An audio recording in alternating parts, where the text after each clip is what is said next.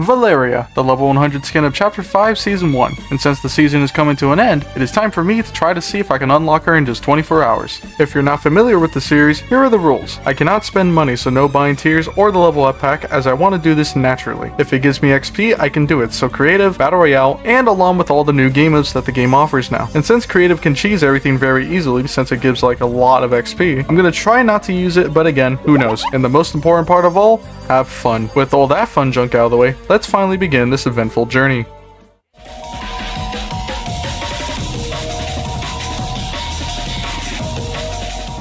First thing to do was to buy the battle pass, like the skin of choice this season, and go straight to the challenges. This season had a pretty good amount of challenges to do. It has a lot of familiar things like dailies, weeklies, milestones, all that good stuff that can just be done when you're playing the game. But Takedown and Odyssey are two brand new challenge types that are supposedly the story narrative challenges. I'm pretty sure we all know where the story really is right now, but they are nice additions. I'll do them when I really need to. Overall, there are around 13 main weeks of challenges to do, and there is a weekly bonus goal to complete. They don't really give much XP, it's only 15k, and sadly only one challenge gives 30k. But the other game modes that are in the game now do have their own unique challenges to some extent, but when we get to that, I'll talk about those. And if you're wondering why I'm already level 12, in my last video where I attempted to unlock the weekend in 24 hours, I used the same account and managed to get 12 levels from all of it. Is it cheating? I don't know, but I'll just add a couple of minutes to the final time. In game 1, I went straight to Snooty Steps to do quite literally anything. Usually when I do these videos, the first game is just me doing whatever, because anything I do is usually a challenge towards the end of the season. There's also these Peely posters around the map. These challenges only give me 10k, so they're not something I'll focus on, but if they do appear, I will grab it just because. Because I'm truly goated, I ended this match with my first win of the season and at level 24. In game 2, I had the greatest aim in human history. I was then reminded of the real reason why I was doing all this. Even though I'm not a fan of collabs being level 100 sometimes, I think we can all agree 24 hours to get Peter Griffin would have been a really good title.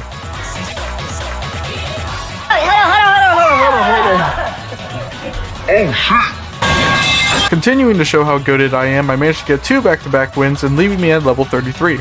In game 3, I landed at fencing fields because that's a challenge for some reason. Going on in Miami, bro? I then accidentally started the Odyssey storyline. It might not be voice lines, but lore is lore. Just please, Epic, bring me back Troy Baker. Not knowing what the hell I was doing, I died in a storm, leaving me at level 39.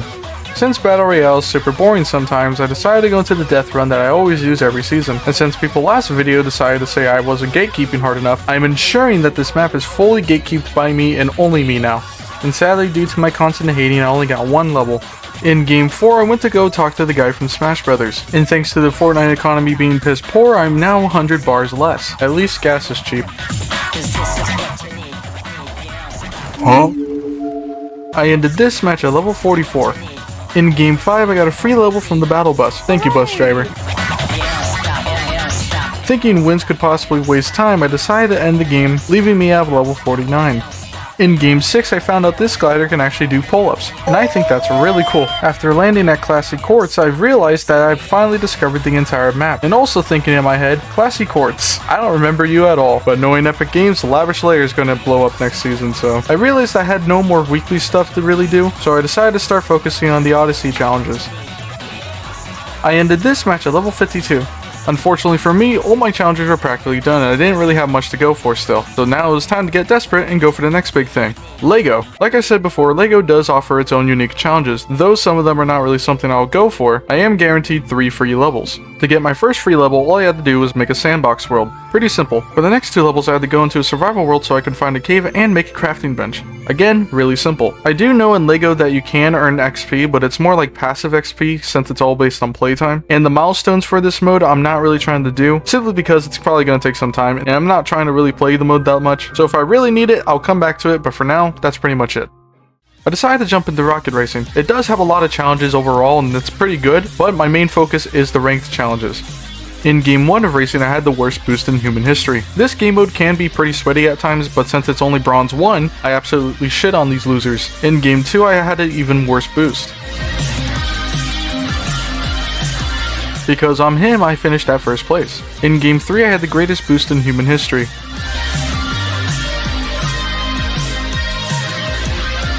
Once again, I finished this match at first place. By this point in game 4, I already had 3 levels completed, which made me think, holy shit, rocket racing's actually really good for XP. Perhaps I treated you too harshly. Once again, I ended this match at the first place. And I just realized I'm now at bronze 2. In game 5, since I'm not being paired with bots anymore, I had to actually try.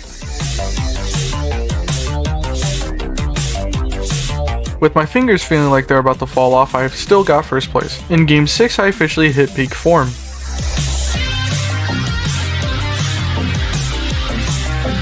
Once again getting first place. In game 7 I continued my peak performance, because I totally wouldn't fall off later. I got first place again and got into bronze 3. After all this, I managed to leave off at level 57. I spent around an hour in rocket racing due to wait times, so I decided to go into creative for a while. And when I say a while, I mean 3 hours. I only got 2 levels every game, but the XP really wasn't going down, so I just started abusing it, because I totally didn't say I wouldn't do this. After brain rotting myself for 3 hours straight, I managed to get to 92. Last time I did something like that was in chapter 4 season 2, and that was surely something. Because I was really tired of seeing the same creative map, I decided to go back to rocket racing since I was actually really enjoying that. Did you know you can actually do the challenges in a solo match? I sure as hell didn't. After that, I decided to go back to the ranked matches. As per usual, my undefeated streak continued. In game 9, I went to the most competitive match in human history, along with the worst map I've ever played on. I understand the concept that the higher you are in the rank, the harder the map should be, but I for one am not a fan of competition. So please Epic, next season, make it so I don't have to play with anybody. And sadly, Olympus has fallen. I have taken my first defeat. Good thing that totally didn't happen again in the next 2 matches, but luckily for me I made it to level 95 and made it to silver 1. Since I'm only 5 levels away, I decided to go back into Battle Royale so I can get the Odyssey challenges and the rest of the weeklies done, and since Odyssey gives me 1 extra level, I should have a pretty decent time.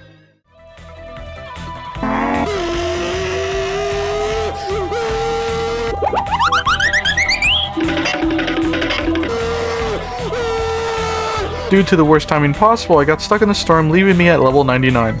In the final match, I went down to do an Odyssey challenge, do a drive-by, and complete 1 final challenge to get level 100. With the final time of 9 hours, 10 minutes, and 6 seconds, you can hit level 100 in 24 hours for Chapter 5, Season 1, officially taking me off Fraud Watch.